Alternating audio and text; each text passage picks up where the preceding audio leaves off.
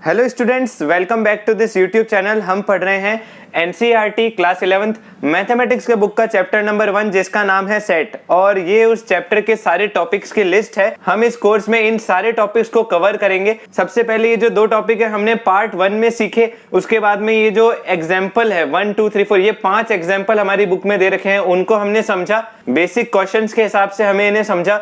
और अब हम एक्सरसाइज 1.1 स्टार्ट करने जा रहे हैं, जिसमें से इस वीडियो में हम ये पहले 3 क्वेश्चंस को सॉल्व करेंगे। इससे पहले वाले वीडियो में हमको सीखना था, हमको समझना था कि सेट क्या होता है, इसको किस तरह से इसके क्वेश्चंस को सॉल्व किया जाता है, किस तरह से इस पे क्वेश्चंस पूछे जाते हैं। अब हम एक्सरसाइज की प्रॉब्लम कर रहे हैं, मतलब हमको प्रैक्टिस करना है, हमको यूटिलाइज करना है जो हमने अभी तक सीखा। तो ये हमारे सामने पहला क्वेश्चन है। इसमें देखिए क्या कह रहा है, which of the following are set. हमारे सामने ये कुछ 6 कलेक्शन दे रखे हैं, तो ये सारे के सारे कलेक्शन तो हैं, बट ये सारे के सारे सेट नहीं है। क्यों?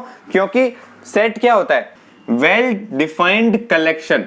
हर किसी कलेक्शन को सेट नहीं कहते, वेल डिफाइंड कलेक्शन को ही सेट कहा जाता है। सो हमको इनडायरेक्टली ये पता करना है कि इन कलेक्शन में से कौन सा ऐसा कलेक्शन है जो वेल डिफाइंड है, फिर हम उस कलेक्शन को सेट कह सकते हैं। So which of the following are set, एक तो हमको ये बताना है, और दूसरा जस्टिफाई और आंसर। हमको उसके साथ में रीजन भी बताना है कि हम उसको सेट क्यों कह रहे हैं या क्यों नहीं कह रहे हैं। सो पहला कलेक्शन देखते हैं, इसमें क्या बोला है, collection of all months of a year beginning with letter J. तो देखिए इस तरह के क्वेश्चंस में उस कलेक्शन को हम लिख ले तो ज्यादा बेटर रहेगा। देखिए कलेक्शन ऑफ ऑल मंथ्स, जितने भी मंथ्स होते हैं ना, उन सब में से कौन से ऐसा मंथ है जो जे से स्टार्ट होता है। तो जनवरी, फिर उसके बाद में फरवरी, मार्च, अप्रैल, मई, जून, फिर जुलाई, फिर अगस्त, सितंबर, अक्टूबर, नवंबर, दिसंबर, जनवरी। तो इस तरह से सिर्फ 3 ही ये मंथ है जिनका नाम जे लेटर से स्टार्ट होता है। ये हमने कलेक्शन तो लिख दिया। अब ये वेल डिफाइंड है या नहीं, हम बहुत अच्छे से जानते हैं कि कौन सा कलेक्शन वेल डिफाइंड नहीं होता है। जो भी कलेक्शन सबके लिए अलग अलग हो, बट ये कलेक्शन तो सभी के लिए सेम है। कोई भी इस कलेक्शन के बारे में पढ़ेगा ना, उसको यही दिमाग में आएगा, कोई कंफ्यूजन नहीं है। इस वजह से हम कह सकते हैं कि ये कलेक्शन जो है ना वो सेट है। और हमको जस्टिफाई कैसे करना है, हम ऐसा लिख देंगे, this collection is a set because it is common for everyone to identify a month that belongs to this collection. मेन हमको यही देखना है, वो कलेक्शन जो है ना वो सभी के लिए कॉमन होना चाहिए, पर्सन टू पर्सन चेंज नहीं होना चाहिए। तो देखो हमको तो सिर्फ इतने से समझ में आ गया था that this collection is common for everyone, इस वजह से ये सेट है।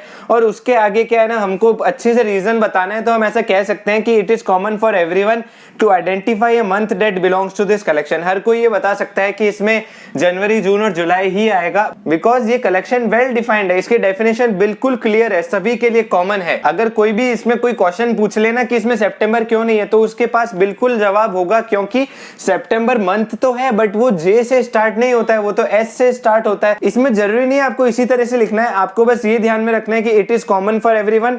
अगर ऐसा है तो वो सेट है। आप ऐसे लिख सकते हैं कि हम जानते हैं कि एक साल में 12 मंथ होते हैं, और 12 मंथ्स में से सिर्फ ये 3 ही ऐसे मंथ है जिनका नाम जे से स्टार्ट होता है। So this collection is well defined and that's why we can call it as set. So इसी तरह से हम अगला कलेक्शन देखते हैं।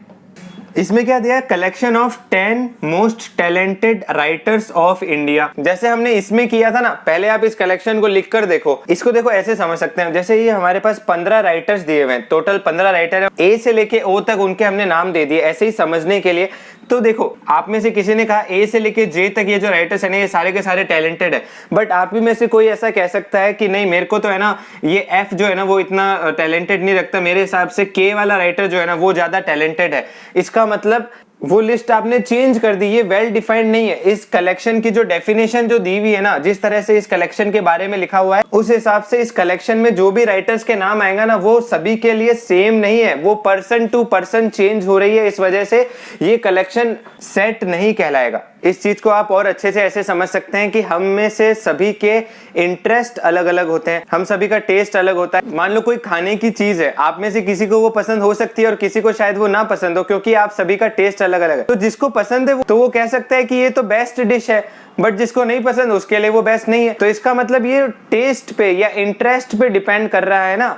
तो इसी तरह से ये जो टैलेंट वर्ड है ना, तो इसका कोई क्राइटेरिया नहीं है। जैसे कोई एक पर्टिकुलर मूवी है, तो आप में से किसी को वो मूवी पसंद आ सकती है, किसी को नहीं पसंद आ सकती है। तो जिसको पसंद आ रही है वो ऐसा कह सकता है कि इसका जो डायरेक्टर है ना, इसमें जो एक्टर काम कर रहे हैं ना, वो टैलेंटेड एक्टर है। बट जिसको नहीं पसंद आ रही, उसको कोई और मूवी अच्छी लग रही है, तो उसके हिसाब से वो टैलेंटेड नहीं है। तो ये collection person to person change हो रहा है। जैसे इसमें देखिए, इसमें जो all months of a year है ना, इसमें कोई कंफ्यूजन ही नहीं। ये हम सभी के लिए कॉमन है कि एक ईयर में 12 मंथ होते हैं और उन सबका नाम क्या होता है, ये सभी के लिए कॉमन है। तो इस वजह से हम ऐसा कह सकते हैं कि this collection is not a set. और जस्टिफाई और आंसर में हम रीजन लिख सकते हैं that this collection is not a set because it is not fixed collection. ये सबके लिए अलग अलग हो सकता है। It can change from person to person. हमने देखा था जो भी collection person to person change हो रहा है वो वेल डिफाइंड नहीं होता है। और इसके आगे हम लिख सकते हैं दैट समवन इज टैलेंटेड और not, it is a personal opinion. वो पर्सन टू पर्सन चेंज हो रही है। सबका अपना अपना क्राइटेरिया होता है ये पता करने का कि वो टैलेंटेड है या नहीं। So it is a personal opinion of everyone, not common for all. तो ओवरऑल तो ये इसी बात पे डिपेंड करता है कि वो जो कलेक्शन है वो सभी के लिए कॉमन है या नहीं। अगर वो कॉमन है सभी के लिए, इसका मतलब वो वेल डिफाइंड है, और अगर कॉमन नहीं है, इसका मतलब वो वेल डिफाइंड नहीं है। इस पॉइंट में मैं आपको एक नई बात बताता हूं। देखिए, इसमें मोस्ट टैलेंटेड यहाँ पे लिखा हुआ है। मान लो यहाँ पे मोस्ट टैलेंटेड नहीं लिखा हुआ हो, यहाँ पे लिख दिया collection of 10 writers of India. अब इसमें टैलेंटेड या फिर बेस्ट इस तरह के वर्ड तो इसमें लिखे हुए है ही नहीं, और यहाँ पे क्या लिखा हुआ है, collection of 10 writer of India. But फिर भी ये सेट नहीं होगा। क्यों नहीं होगा? इसी वजह से हमको इस तरह के क्वेश्चन में सिर्फ एक ही चीज पे ध्यान देना है कि वो कलेक्शन सभी के लिए कॉमन है या नहीं। अगर मैं आपको क्वेश्चन पूछूं कि मेरे को है ना इंडिया के 10 राइटर के नाम बताओ, तो आप सभी अभी इस वक्त गूगल कर सकते हैं और 10 राइटर के नाम मेरे को लिख कर दे सकते हैं। तो आप सभी का आंसर बिल्कुल करेक्ट होगा, बिकॉज वो सभी के सभी राइटर जो है ना वो इंडिया के हैं, और आपने उन्हीं में से किन्हीं 10 राइटर के नाम लिखकर मुझे दिए हैं। तो आप सभी का आंसर तो सही है, बट आप ये देख सकते हैं कि आप सभी का आंसर अलग हो सकता है। बिकॉज मान लो इंडिया में कम से कम अगर 100 राइटर्स भी हैं, तो उन 100 में से 10 आप कोई भी चूज कर सकते हैं। तो इस वजह से आप सभी का कलेक्शन अलग अलग हो जाएगा। तो फिर से वो सभी के लिए कॉमन नहीं होगा, वो collection person to person change हो जाएगा। तो इस कंडीशन में भी इस कलेक्शन को सेट नहीं कह सकते। सो collection of 10 writer of India भी सेट नहीं कहलाएगा। अगर मैं यहाँ से इस 10 वर्ड को भी हटा दूं और यहाँ पे मैं लिख दूं collection of writers of India या फिर collection of all writers of India, तो ये वाला जो कलेक्शन है ना, इस कलेक्शन को बिल्कुल हम सेट कह सकते हैं, बिकॉज ये वेल डिफाइंड है। हाँ, ये जरूर है कि ये कलेक्शन बहुत बड़ा होगा, इसमें बहुत सारे नाम लिखे जाएंगे, बट ये कलेक्शन फिक्स्ड होगा।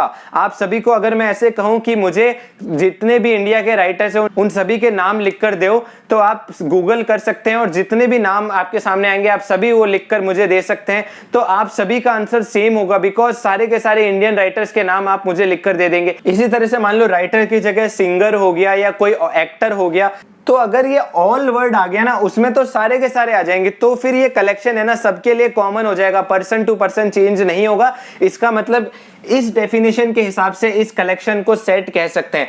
तो देखिए, सिर्फ ये एक दो वर्ड के चेंज होने की वजह से इस कलेक्शन की डेफिनेशन बदल रही है, और कभी ये कलेक्शन सेट बन जाता है और कभी नहीं बनता है। और ये सिर्फ एक ही बात पे डिपेंड करता है, ये कि वो जो भी कलेक्शन है वो सभी के लिए कॉमन है तो वो सेट है, और अगर वो collection person to person change हो रहा है तो वो सेट नहीं है। बस इतनी सी बात आपको ध्यान में रखनी है। तो हम अगला कलेक्शन देखते हैं। इसमें क्या लिखा है, a team of 11 best cricket batsman of the world. तो फिर से इसमें वही वाली चीज है, दैट इज इसमें जैसे टैलेंट था ना, तो टैलेंट हो गया या बेस्ट हो गया। तो इसमें क्या हो रहा है, देखो बेस्ट क्रिकेट बैट्समैन। अब वो जो बेस्ट है ना, तो बेस्ट की कोई डेफिनेशन नहीं है।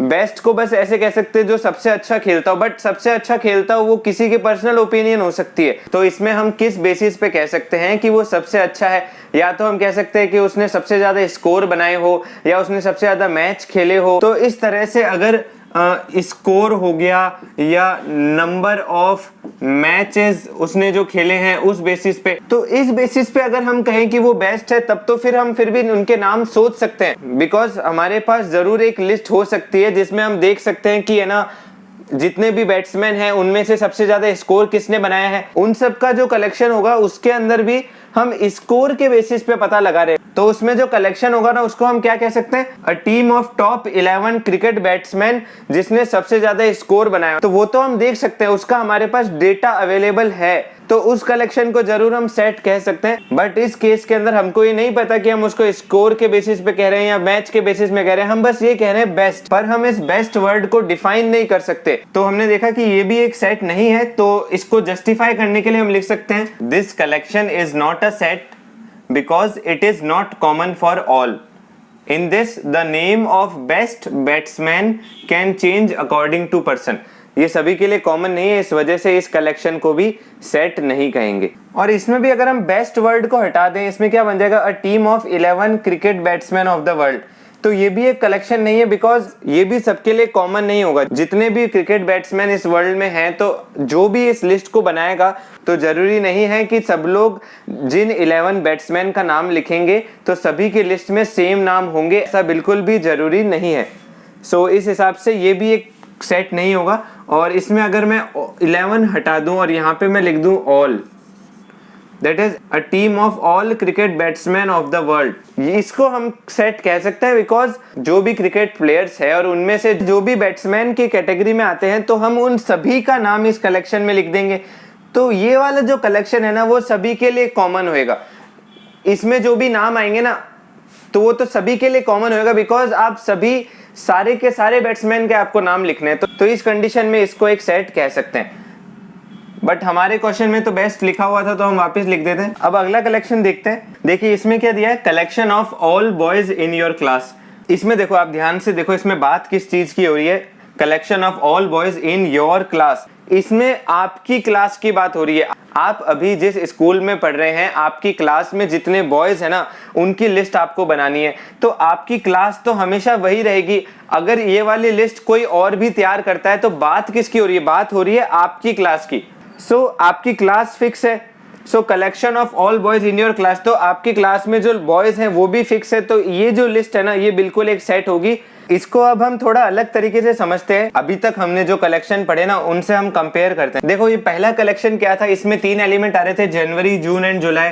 ये बिल्कुल फिक्स है, ठीक है। इसमें एक्चुअली क्या है, इन सब में मैं आपको एक चीज बताता हूँ, डेट इज, देखो पहले आप इधर ध्यान दो, इसमें क्या लिखा है, जनवरी, जून, जुलाई। तो इसमें किसी तरह का कंफ्यूजन नहीं है। ऐसा कोई नहीं कह सकता इसमें सितंबर नहीं लिखा है, या फिर इसमें जून तो आना ही नहीं चाहिए। इसी तरह से अगर हम collection of 10 most talented writer की बात करें, इसमें मान लो मैंने नाम लिख दिए A1, A2, A3, इस तरह से A10 तक, ये मैंने इस तरह से उनके नाम लिखे। इसमें ऐसा भी हो सकता है A1 का मतलब राम मान लो, या A2 का मतलब श्याम मान लो। इस तरह से राइटर्स के नाम है, 10 राइटर के नाम लिख दिए। इसमें जरूर ऐसा हो सकता है, अगर हमको कोई राइटर का नाम बताए, उसका नाम है A20, तो ये जो A20 नंबर राइटर है ना, तो अगर हमको वो पूछे कि है ना, ये वाला राइटर इस लिस्ट में आपने लिखा ही नहीं, ये भी एक टैलेंटेड राइटर है, तो उस जगह में कंफ्यूजन स्टार्ट हो सकता है। हम आइडेंटिफाई नहीं कर सकते कि ये वाला जो राइटर है ना, वो इसमें आना चाहिए या नहीं आना चाहिए। इसका कोई फिक्स तरीका नहीं है कि ये वाला राइटर का नाम इसमें आना चाहिए या नहीं आना चाहिए। इसका भी कोई फिक्स तरीका नहीं है। जैसे A5 राइटर है, या फिर A3 है, कोई भी ऐसे राइटर इसमें ले लो जो इस लिस्ट में जिसका नाम लिखा हुआ है,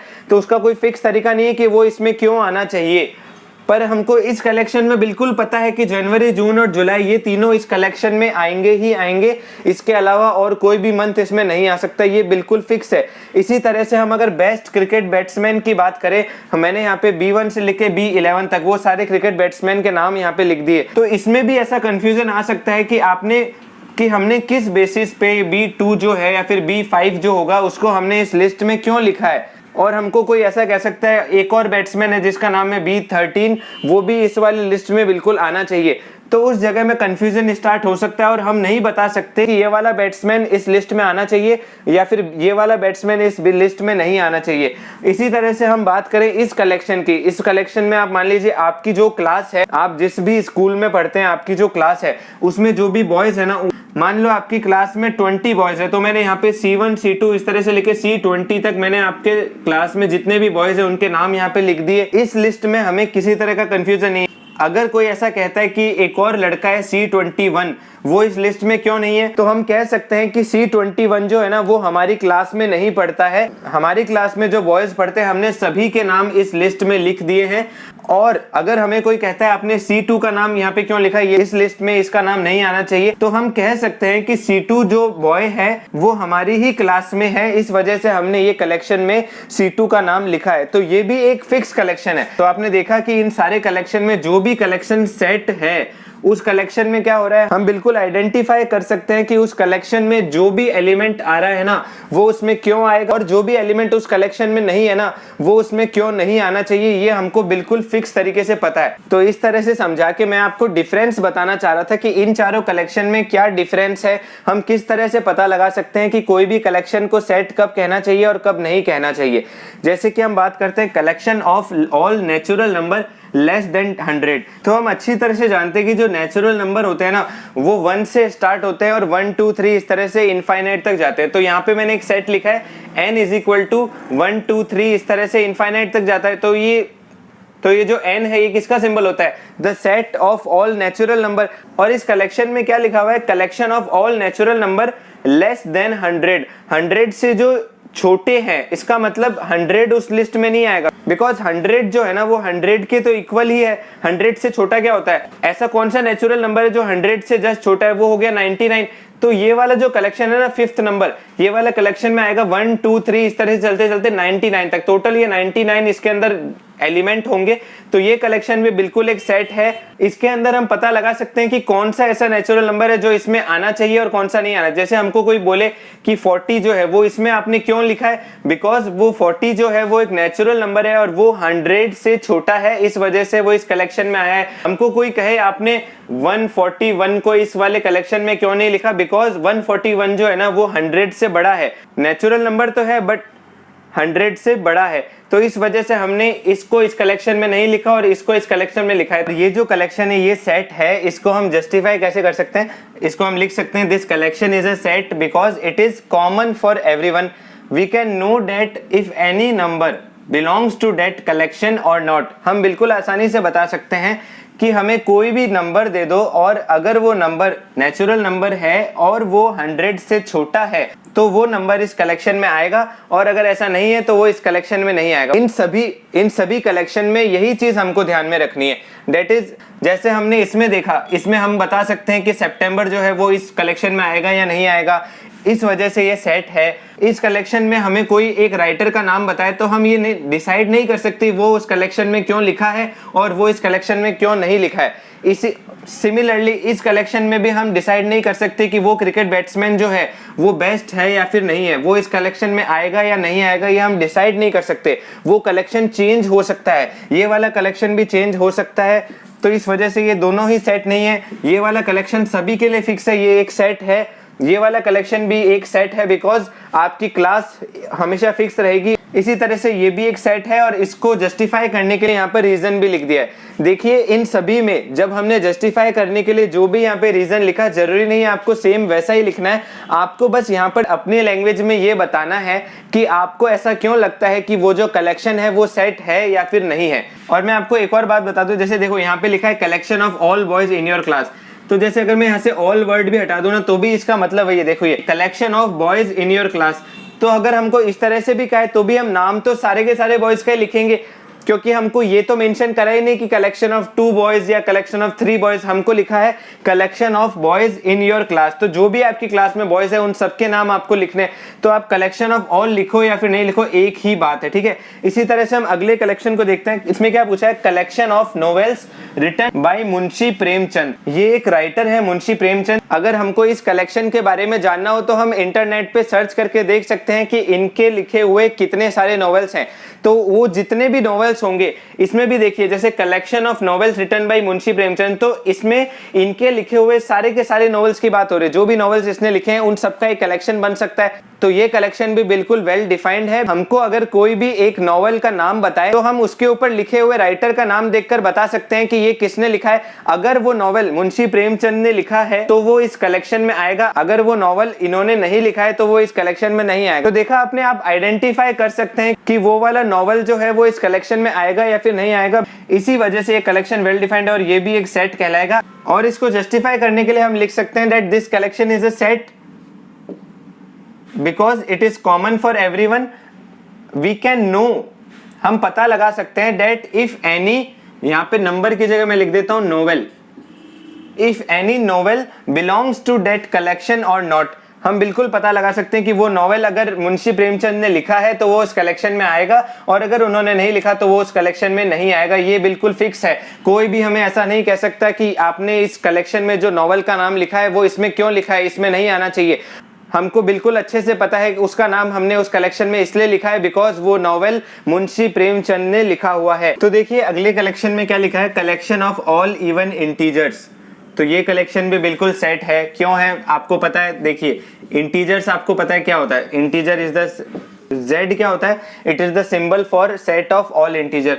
तो इंटीजर्स क्या होते हैं, माइनस इनफाइनाइट से लेके होते हुए प्लस इनफाइनाइट तक जितने भी ये नंबर्स है वो इंटीजर्स होते हैं, सिवाय डेसिमल वाले नंबर्स के। जितने भी माइनस इनफाइनाइट से लेके जो भी इवन नंबर है, जैसे इसमें यहाँ पे स्टार्ट हो सकता है माइनस इनफाइनाइट से लेके फिर -2, 0, 2, 4, 6, इस तरह से इनफाइनाइट तक जितने भी नंबर्स हैं ये सभी इवन नंबर है। इसमें मैंने ऑड नंबर नहीं लिखे, 1, 3, 5, 7 ये सब नहीं लिखे ना, -1, -3 ये सारे जो है ऑड नंबर है।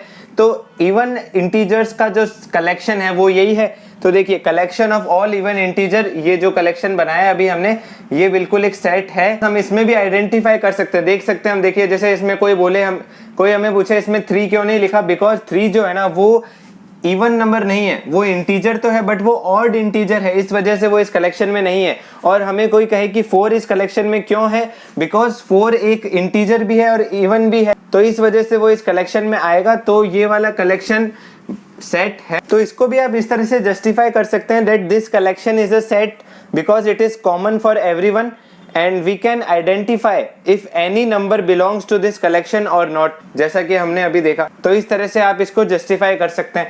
एंड इसी तरह से हम अगले कलेक्शन देखें, collection of questions in this chapter. देखिए जैसे अभी आपने देखा था ना, collection of all boys in your class. तो जैसे आपकी क्लास जो थी वो एक फिक्स चीज है, आपकी क्लास में जो भी बॉयज है उनका कलेक्शन। इसी तरह से ये जो चैप्टर है ना, चैप्टर तो बहुत सारे हैं, अलग अलग बुक्स में बहुत सारे चैप्टर, बट यहाँ पे इस चैप्टर की बात हो रही है। इस चैप्टर में जितने भी क्वेश्चंस हैं उनका जो कलेक्शन है ना वो सेट होगा या नहीं, बिल्कुल होगा, क्योंकि हम आइडेंटिफाई कर सकते हैं। हमें कोई भी अगर कोई क्वेश्चन दे दे, जैसे हमको यही वाली क्वेश्चन दे दे, तो हम कह सकते हैं ना ये वाला क्वेश्चन इसी बुक का है, क्योंकि हमने देखा है इस बुक के अंदर ये लिखा हुआ है। तो हम इस बुक के क्वेश्चंस का भी एक कलेक्शन बना सकते हैं, क्वेश्चन नंबर 1, 2, 3 इस तरह से उसका नंबर डाल सकते हैं, उन क्वेश्चंस का भी एक कलेक्शन बन सकता है। तो वो कलेक्शन भी एक सेट कहलाएगा, और उसमें भी हम इसी तरह से लिख सकते हैं दैट दिस कलेक्शन, ये वाला जो कलेक्शन है 8th नंबर पे, that this collection is a set because it is common for everyone and we can identify if any, यहाँ नंबर की जगह हम लिख देंगे question, if any question belongs to this collection or not. हमें अगर कोई किसी और चैप्टर का क्वेश्चन दे दे और कहे कि वो इस कलेक्शन में लिख दो, तो हम कहेंगे नहीं लिख सकते बिकॉज वो इस चैप्टर का कलेक्शन नहीं है। तो ये कलेक्शन एक बिल्कुल एक वेल डिफाइंड है, इसकी डेफिनेशन बिल्कुल क्लियर है, किसी भी तरह का कोई कंफ्यूजन नहीं है। इसका मतलब ये एक सेट है, और ये भी हमने देखा था ये एक सेट था। अब देखते हैं अगला कलेक्शन क्या है, a collection of most dangerous animal in the world. अब देखिए अगर ये वाली जो लिस्ट है ना, most dangerous animal in the world, अगर आप अभी गूगल पे देखोगे मोस्ट डेंजरस एनिमल का नाम देखोगे तो उसके अंदर एक फिक्स नाम नहीं आएगा। अगर उसमें हमें कोई भी नाम दिख रहा है तो जरूर वो किसी न किसी ऑर्गेनाइजेशन ने या किसी वेबसाइट ने अपने ओपिनियन के हिसाब से उसका नाम वहां पर लिखा है। इसका मतलब मोस्ट डेंजरस एनिमल का नाम जो होगा वो सभी के लिए फिक्स नहीं है, it is not common for everyone. तो ये वाला कलेक्शन एक सेट नहीं कहलाएगा, और इसमें हम ऐसा लिख सकते हैं that this collection is not a set because it is not fixed, it is not common for everyone. If any animal is dangerous or not, it depends on a personal opinion. वो सबके अपनी अपनी choice होती है, किसी को किसी से डर लगता है। इसको आप ऐसे समझ सकते हैं जैसे आप में से किसी को हॉरर मूवीज से डर लगता है बट किसी को शौक भी होता है देखने का। तो आप सबका जो फियर है, आप सबको कौन सा एनिमल डेंजर लगे, ये सबकी अपनी अपनी ओपिनियन है। अगर मैं इस कलेक्शन के बारे में आपसे पूछूंगा तो आप सभी की तरफ से मुझे अलग अलग कलेक्शन मिल सकता है। तो ये कलेक्शन सभी के लिए कॉमन नहीं है, इस वजह से ये सेट नहीं हो सकता है। तो हमने इस क्वेश्चन में देखा कि जो 9 हमारे पास कलेक्शन थे, उन सारे कलेक्शन को हम सेट नहीं कह सकते, बिकॉज वो सारे के सारे वेल डिफाइंड नहीं थे। उनमें से जो भी वेल डिफाइंड थे, जो भी कलेक्शन सभी के लिए कॉमन थे, उस कलेक्शन में जो भी एलिमेंट आ रहा है वो हम आइडेंटिफाई कर सकते हैं कि ये एलिमेंट इसमें क्यों आ रहा है, या फिर कोई एलिमेंट ऐसा है जो इसमें नहीं लिखा है तो वो क्यों नहीं लिखा है। ये चीज अगर हम आइडेंटिफाई कर सकते हैं तो वो बिल्कुल एक सेट है, और अगर नहीं आइडेंटिफाई कर सकते, वो सभी के लिए अलग अलग है, हमको कंफ्यूजन क्रिएट हो रहा है, इसका मतलब वो एक सेट नहीं है, बिकॉज वो वेल डिफाइंड कलेक्शन नहीं है। तो ठीक है, फिर हम अगले क्वेश्चन की तरफ बढ़ते हैं। तो अब देखते हैं इस क्वेश्चन में क्या कह रहा है। Let A is equal to, ये हमको एक सेट दे रखा है, दिखने में हमको सेट जैसा ही लग रहा है। यहाँ पे हम देख सकते हैं एलिमेंट्स लिखे हुए हैं सेट के, इसका मतलब ये एक रोस्टर फॉर्म है सेट का। सो A इज इक्वल टू, यहाँ पे एलिमेंट है 1 2 3 4 5 6, तो ये एक सेट दे रखा है। और आगे क्या पूछे, इंसर्ट द एप्रोप्रिएट सिंबल, ये एक दो सिंबल दिए हुए, ये या फिर ये, इन द ब्लैंक स्पेसेस। ये अपने को 6 इसमें क्वेश्चन दिए हुए, जैसे 1 2 3 4 5 6। इसमें क्या है, जो ब्लैंक स्पेस है ना, आपको इन सब के बीच में जो ब्लैंक स्पेस दिख रहा है, अपने को इसमें इनमें से कोई सिंबल लिखना है। तो देखिए, जैसा मैंने आपको बताया था, इसका मतलब क्या होता है, इसका मतलब होता है, इसका नाम था वैसे एप्सिलॉन, और इसका मतलब होता है बिलोंग्स टू।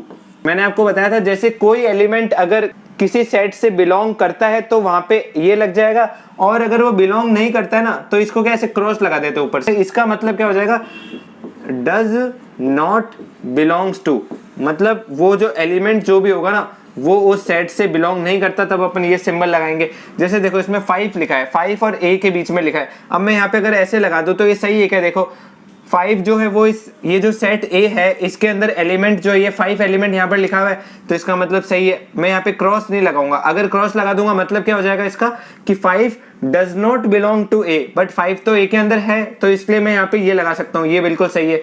इसी तरह से 8 आप बताइए, यहाँ पे 1 2 3 4 5 6, 8 तो लिखा ही नहीं, तो यहाँ पे आ जाएगा इस तरह से, यहाँ पे क्रॉस लगा दो। यहाँ पे 0 इसमें लिखा है, नहीं लिखा है, तो 0 इसमें यहाँ पे ऐसे आ जाएगा और क्रॉस लगा दो।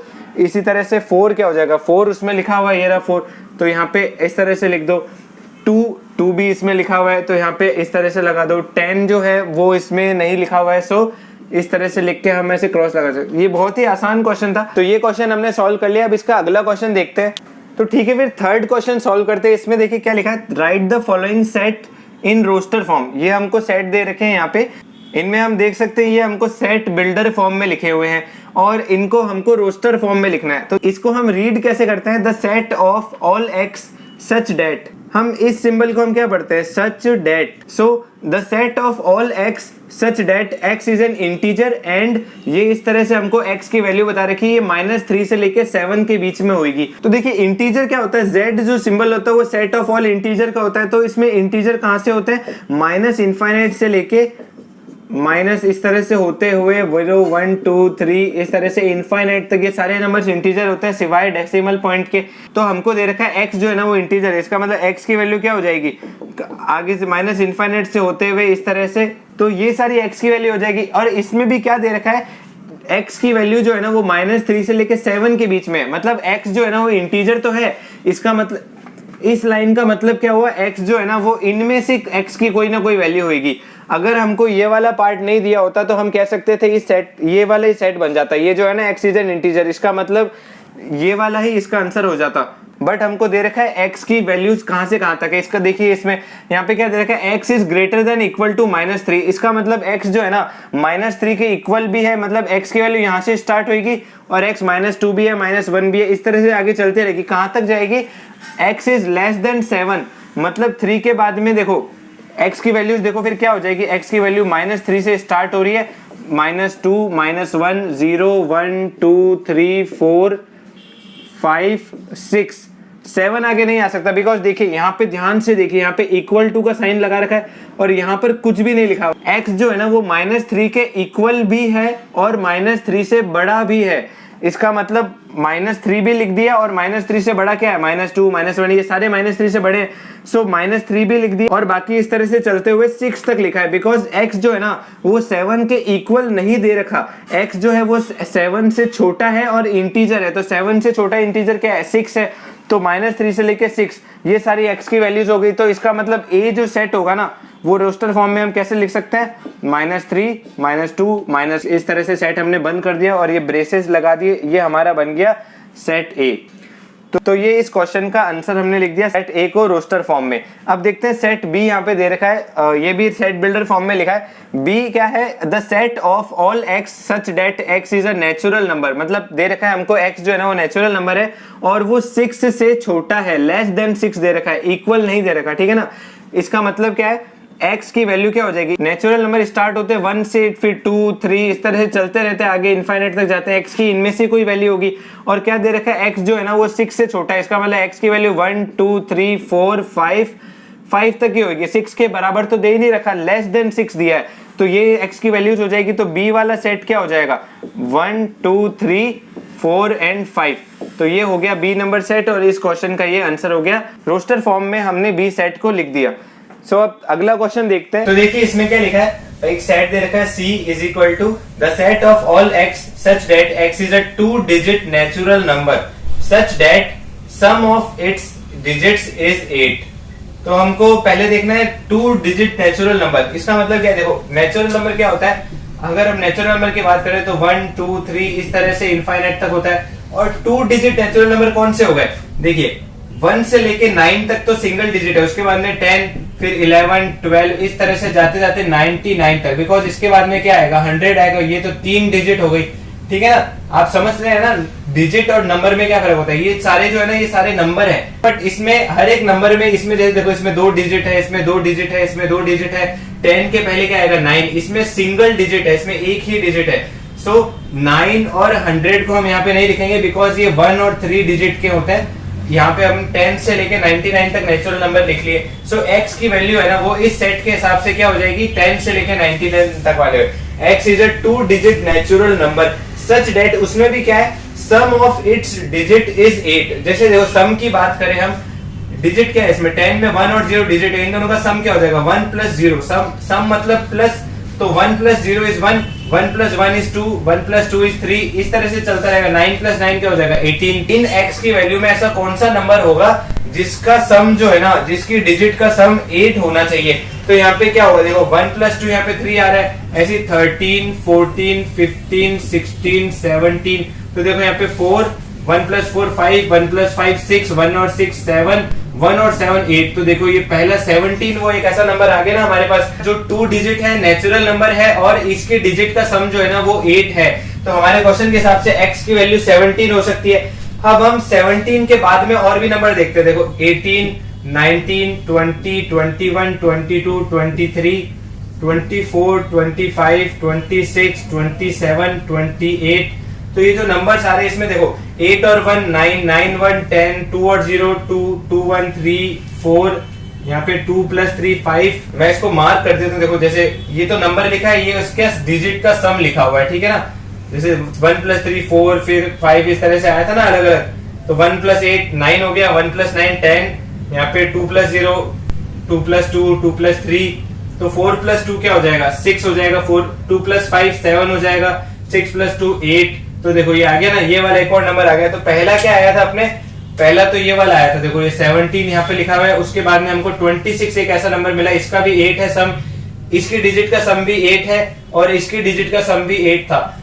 तो हम इसको ऐसे देख सकते हैं, देखो 17 फिर उसके बाद में 26, इसके बाद में क्या हो सकता है, देखो 1 2 फिर इसके बाद में हो सकता है 3 प्लस 5 35, फिर 44 फिर 53, देखिए 1 2 3 4 5 फिर 62, मतलब इस तरह से देख सकते हैं। देखिए जैसे हमने देखा ना 17 और 26 के बीच में कोई ऐसा नंबर नहीं आया था, देखो 17 के बाद में 18 फिर 1 प्लस 8 9, 1 प्लस 9 10, 2 प्लस 0 2, 2 प्लस 1 3, इस तरह से चलते जा रहे हैं। तो डिजिट का इन सारे, ये सारी वो डबल डिजिट नंबर है, ये सारे वो 2 डिजिट नेचुरल नंबर है जिनके डिजिट का सम जो है ना वो 8 है। तो 62 के बाद में क्या आ जाएगा, देखो 63 64 इस तरह चलते हुए 71 वो नंबर होगा जिसको हम 8, इसके डिजिट का सम जो है वो 8 है। उसके बाद में 80 हो जाएगा, 80 के बाद में 81 82 83, इन सब का देखो इसका 9 है, इसका सम 10 है, इसका सम 11 है। तो ऐसा नहीं है इसमें हम 10 है तो इसको वापस से 1 प्लस 0 1 कर दिया, ऐसा नहीं है, हमको सिर्फ इसकी डिजिट का सम देखना है। 8 और 2 8 प्लस 2 10 हो रहा है और हमको क्या चाहिए 8 चाहिए, तो हमको बस यहीं तक ही देखना है, ठीक है ना। सो इसके आगे जो भी नंबर होंगे ना, देख सकते हैं आप, देखो यहाँ पे 8 प्लस 0 8 आ रहा है, इसके आगे जो भी नंबर होंगे उन सबका डिजिट का सम जो है ना वो 8 से बड़ा ही आएगा, बिकॉज देखिए आप देख सकते हैं 9 10 11 इस तरह से आगे चलता रहेगा। 90 जो आएगा ना उसका भी सम क्या होगा 9 हो जाएगा, ये भी 8 से बड़ा है। सो 99 तक ये सारी डिजिट है, देखो 17 26 35 44 53 62 71 और 80, 1 2 3 4 5 6 7 8, ये टोटल 8 ऐसी 2 डिजिट नेचुरल नंबर है जो इस सेट में आएगी। हम क्या लिख सकते हैं इसके अंदर, C इज इक्वल टू, पहला नंबर क्या था 17, फिर उसके बाद में 26, फिर 35, फिर 44, फिर 53, फिर 62, फिर 71 और 80, ये वो सारे नंबर हो गए 2 डिजिट वाले जिसकी डिजिट का सम जो है ना वो 8 है। तो इस कलेक्शन को हम इस तरह से रोस्टर फॉर्म में लिख सकते हैं, ठीक है। तो अगले प्रॉब्लम की तरफ बढ़ते हैं। इसमें क्या दिया है, D हमको एक सेट दिया है, इसको सेट बिल्डर फॉर्म में लिखा हुआ है। इसमें लिखा है the set of all x such that x is a prime number that is divisor of 60। पहले हमको समझना होगा प्राइम नंबर क्या होता है। तो हम देखते हैं प्राइम नंबर क्या होता है। देखिए प्राइम नंबर जो है ना वो एक नेचुरल नंबर होता है, बट नेचुरल नंबर्स क्या होते हैं, x इज इक्वल टू 1 2 3 इस तरह से चलते चलते इनफाइनाइट तक जितने भी नंबर्स हैं डेसिमल के अलावा वो सारे नेचुरल नंबर है, ये हम जानते हैं। सो नेचुरल नंबर के अंदर भी प्राइम नंबर क्या होता है, ऐसा नंबर जिसके 2 डिवाइजर हों। हमने पिछले पार्ट में देखा था डिवाइजर का क्या मतलब होता है, हमने 10 के डिवाइजर देखे थे। 10 का क्या देखा, देखो 1 इंटू 10, 2 इंटू 5, 3 इंटू कुछ भी नहीं, 10 को 3 से डिवाइड कर ही नहीं सकते, इसी तरह से 4 से नहीं कर सकते, 5 इंटू 2 हो जाएगा, फिर उसके बाद में 6 से नहीं होगा, 7 8 इस तरह से आगे होगा ही नहीं, फिर उसके बाद में 9, फिर 10 10 इंटू 1 10 हो जाएगा। तो इसमें क्या देखा हमने 1 2 5 और 10, ये चारों नंबर 10 को डिवाइड कर सकते हैं कंप्लीटली, कोई रिमाइंडर नहीं छोड़ेंगे। अगर हम 10 को है ना 3 से डिवाइड करेंगे ना तो यहाँ पे 3 आ जाएगा और यहाँ पे 1 रिमाइंडर बच जाएगा। तो इसका मतलब 3 जो है ना वो 10 का डिवाइजर नहीं है, ठीक है। तो इसी तरह से 1 2 5 और 10 ये चारों क्या हो गए 10 के डिवाइजर हो गए। तो 10 के कितने डिवाइजर है, 1 2 3 4, 4 डिवाइजर है 10 के। तो प्राइम नंबर क्या होता है, प्राइम नंबर होता है ऐसा नंबर जिसके 2 डिवाइजर हो। हम देखिए एक एक करके देखते हैं। सबसे पहले देखो 1 को हम किससे डिवाइड कर सकते हैं, 1 को हम 1 से डिवाइड कर सकते हैं सिर्फ। तो 1 का सिर्फ एक ही डिवाइजर है और वो क्या है, वो 1 खुद ही है।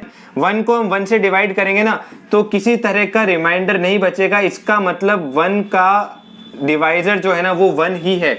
तो इस तरह से आप देख सकते हैं 1 के कितने डिवाइजर हुए, एक ही डिवाइजर हुआ। अब अपने 2 की बात करते हैं। तो 2 को अपन डिवाइड कर सकते हैं 1 से, बिल्कुल 1 इंटू 2 करेंगे तो 2 आएगा, 2 इंटू 1 करेंगे तो भी 2 आएगा। इसके बाद में तो हम 3 इंटू कुछ भी कर लो, 4 इंटू और आएगा नहीं। तो इसका मतलब 2 के कितने डिवाइजर हो गए, 2 डिवाइजर हो गए। प्राइम नंबर क्या होता है, नेचुरल नंबर हैविंग 2 डिवाइजर्स, जिसके भी 2 डिवाइजर हो। तो हम कह सकते हैं 2 है ना एक प्राइम नंबर है, 1 जो है वो प्राइम नंबर नहीं है। अब अपने 3 की बात करते हैं। देखिए 3 को क्या कर सकते हैं, 1 इंटू 3, 2 इंटू नहीं हो सकता, 3 इंटू 1, तो उसके बाद में 4 5 किसी से भी इसको डिवाइड नहीं कर सकते। तो 3 के भी 2 डिवाइजर हो गए, 1 और 3। तो इसका मतलब 3 जो है ना वो भी एक प्राइम नंबर है। इसी तरह से हम अगली बात करते हैं 4 की। सो 4 का क्या होगा, देखो 1 इंटू 4, 2 इंटू 2, 3 इंटू होगा नहीं, 4 इंटू 1। तो 4 के 1 2 और 4 ये 3 डिवाइजर हो गए। इसका मतलब 4 जो है ना वो प्राइम नंबर नहीं है। इसके कितने डिवाइजर थे, 1 का एक डिवाइजर था, 2 के कितने डिवाइजर थे, 2 के 2 डिवाइजर थे, 3 के 2 डिवाइजर, 4 के हमको कितने डिवाइजर मिले, 1 2 और 3। तो 4 के 3 डिवाइजर है, इस वजह से ये प्राइम नंबर नहीं है। इसी वजह से 1 भी है ना वो भी प्राइम नंबर नहीं है। तो हमने देखा 2 प्राइम नंबर है, 3 प्राइम नंबर है। इसी तरह से हम 5 की बात करते हैं। 5 में क्या होगा, 1 इंटू 5, 2 से नहीं होता, 3 से नहीं होता, 4 से नहीं होता, 5 इंटू 1, हाँ तो हो रहा है। तो 5 के भी क्या 2 डिवाइजर हो गए, 1 और 5। इसका मतलब 5 जो है ना वो भी एक प्राइम नंबर है बिकॉज इसके 2 डिवाइजर हैं। 6 का क्या हो जाएगा, 1 इंटू 6, 2 इंटू 3, 3 इंटू 2, सबसे ज्यादा देखो 4 इंटू नहीं होगा, 5 इंटू नहीं होगा, 6 इंटू 1। तो हाँ देखिए 1 2 3 और 6 ये 4 इसके डिवाइजर हो गए। सो 6 जो है ना वो एक प्राइम नंबर नहीं है बिकॉज इसके 4 डिवाइजर हैं। तो यहाँ पर हमने एक चीज देखी, जिस भी नेचुरल नंबर के 2 डिवाइजर है ना वो प्राइम नंबर कहलाते हैं। यहाँ पर मैं आपको एक चीज बताऊं कि 1 जो नंबर है ना, 1 सभी का डिवाइजर है, बिकॉज हर नंबर 1 से कंप्लीटली डिविजिबल होता है। आप 99 को भी 1 से डिवाइड कर सकते हैं, 33 को भी 1 से डिवाइड कर सकते हैं, 5 को भी 1 से डिवाइड कर सकते हैं, 3 को भी 1 से डिवाइड कर सकते हैं, इवन 1 को भी आप 1 से डिवाइड कर सकते हैं। इसका मतलब 1 जो है ना वो सभी का डिवाइजर है, मतलब हर नंबर का एक डिवाइजर तो होता ही होता है। और जिस भी नंबर के 2 डिवाइजर हो जाएं उसको प्राइम नंबर कह देते हैं। तो हमने देखा कि 1 जो है वो सभी का डिवाइजर है, और एक और ऐसा नंबर होता है जो हर नंबर का डिवाइजर होता है, और वो नंबर होता है वो खुद। जैसे आप देख सकते हैं इसमें देखो 5 है ना, 5 को 1 से डिवाइड कर सकते हैं और 5 को 5 से भी डिवाइड कर सकते हैं। इसी तरह से 6 है ना, उसको 1 से तो डिवाइड कर ही सकते हैं, 6 को 6 से भी डिवाइड कर सकते हैं।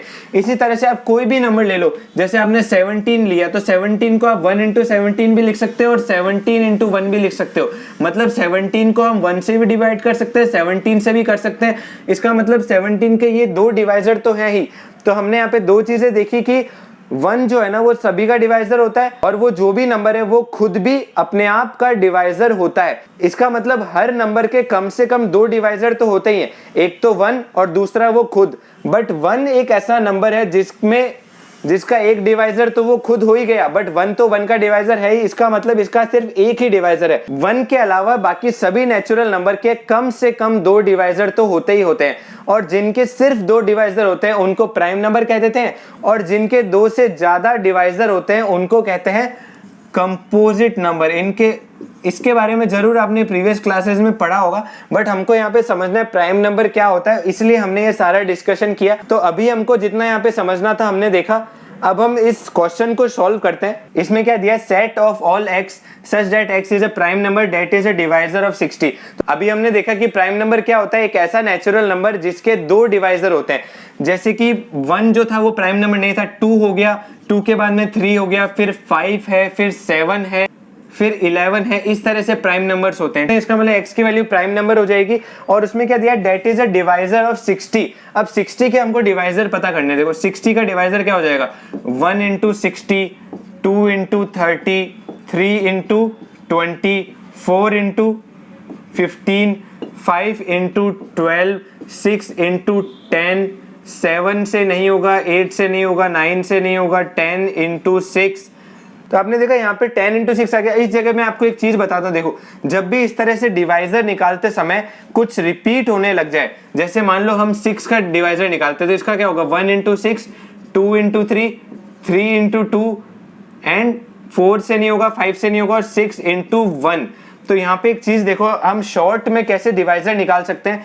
देखिए 1 इंटू 6, 2 इंटू 3, 3 इंटू 2 और 6 इंटू 1। देखो ये दोनों तो लगभग सेम है ना, 2 इंटू 3 लिखूं या 3 इंटू 2 लिखूं। और उसके बाद में देखिए क्या हो रहा है इसमें, एक अगर हम शॉर्ट ट्रिक के हिसाब से इसको समझे तो देखिए 6 का डिवाइजर कैसे, 1 इंटू 6, 2 इंटू 3, फिर 3 इंटू 2। इसमें क्या हो रहा है, इस 2 इंटू 3 का उल्टा हो रहा है। इसी तरह से 1 इंटू 6 था, तो इसी तरह से 1 इंटू 6 को हम क्या लिख सकते हैं, 6 इंटू 1। तो एक टाइम के बाद में वापस रिपीट होना शुरू हो जाता है उसके उल्टे तरीके से। तो हमने ये तो 6 का देखा, अब 60 में हम देख सकते हैं, देखो 1 इंटू 60, 2 इंटू 30, इस तरह से चलते रहते हैं। 6 इंटू 10, उसके बाद में देखो 7, 8, 9 से नहीं हो, उसके बाद में आ रहा है 10 इंटू 6। तो देखो 10 इंटू 6 किसका रिवर्स है, 6 इंटू 10, इसी का उल्टा लिखा हुआ है। इसका मतलब अगला क्या होगा, यहाँ पे 5 इंटू 12 है, इसका मतलब हो जाएगा 12 इंटू 5, उसका रिवर्स हो जाएगा 15 इंटू 4, फिर 20 इंटू 3, इस तरह से चलता रहेगा और लास्ट में होएगा 60 इंटू 1। तो हमको क्या पता करना था कि 60 के डिवाइजर कौन कौन से हैं। तो देखिए 1, 2, 3, 4, 5, 6, फिर उसके बाद में तो रिपीट हो गया। तो 6 के बाद में 10 यहाँ पे भी लिख सकते हैं, या फिर ये भी देख सकते हो, यहाँ पे लिख दे दो 10, 12, 15, 20, 30 और 60। तो 1, 2, 3, 4, 5, 6, 7, 8, 9, 10, 11, 12, ये टोटल 12 डिवाइजर है 60 के। और इनमें से कौन से ऐसे डिवाइजर है जो प्राइम नंबर है, बिकॉज हमको यहाँ पे क्या दिया हुआ है, x is a prime number that is a divisor of 60। इसका मतलब 60 के डिवाइजर में से प्राइम नंबर कौन कौन से, देखिए 1 हमने देखा प्राइम नंबर नहीं है, 2 है, 3 है, 4 भी नहीं है, 5 है, 6 नहीं है, ये भी नहीं, ये भी नहीं, ये भी नहीं, ये भी नहीं, ये भी नहीं, ये भी नहीं। इसका मतलब 60 के डिवाइजर में से सिर्फ ये 3 ऐसे नंबर है जो प्राइम नंबर है। तो x की वैल्यू फिर हमारे लिए क्या हो जाएगी, 2, 3 और 5। तो इसी हिसाब से D क्या है, सेट ऑफ ऑल x है, इसका मतलब D सेट हम क्या लिख सकते हैं, D इज द सेट 2, 3 और 5। तो ये हमारे इस क्वेश्चन का आंसर हो गया। इसी प्रॉब्लम को आप बहुत ही एक आसान तरीके से कर सकते हो और वो बहुत ही कम टाइम लेगा।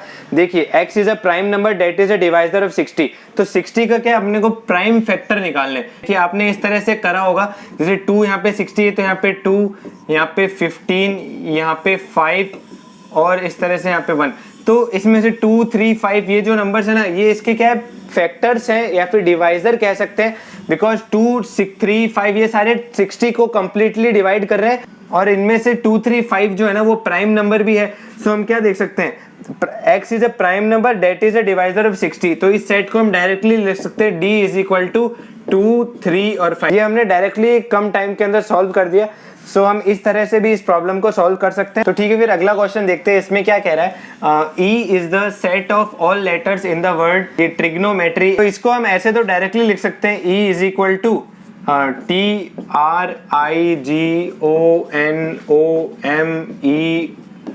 TRIGONOMETRY।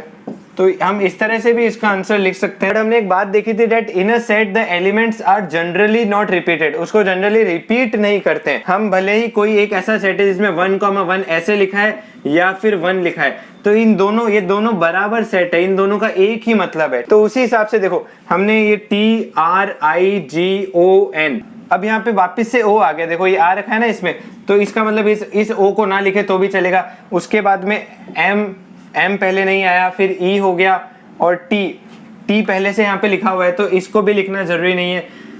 R भी यहाँ पे पहले से लिखा हुआ है तो इसको भी लिखना जरूरी नहीं है। तो देखिए, और Y यहाँ पे नहीं लिखा हुआ, सो Y, बस ये अपना आंसर हो गया। इस तरह से हम लिख सकते हैं, इस सेट को अपने ऐसे लिख सकते हैं, TRIGONMEY।